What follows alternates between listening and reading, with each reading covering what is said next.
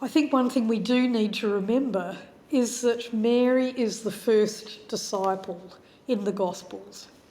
She is the one who says, "Let it be with me according to your word." The one who says yes to God.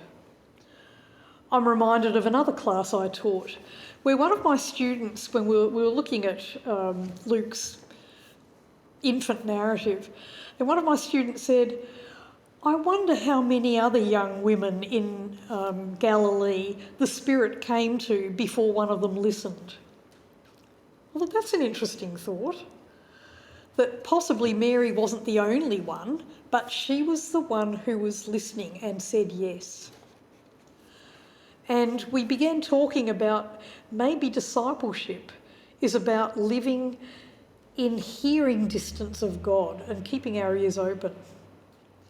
So here is Mary.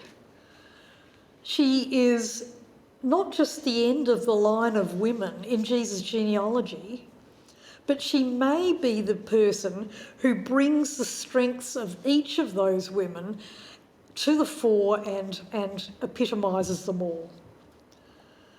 Maybe she stands with each of the women that we've heard before.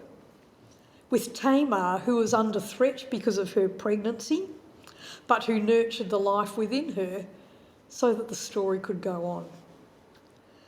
With Rahab, who was brave in the midst of danger and who carefully saved her family. With Ruth, who was faithful and created a new family in place of one that was not her own.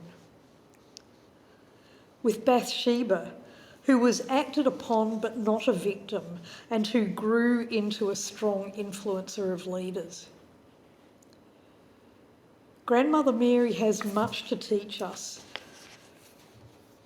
I wonder what she's teaching you at the moment.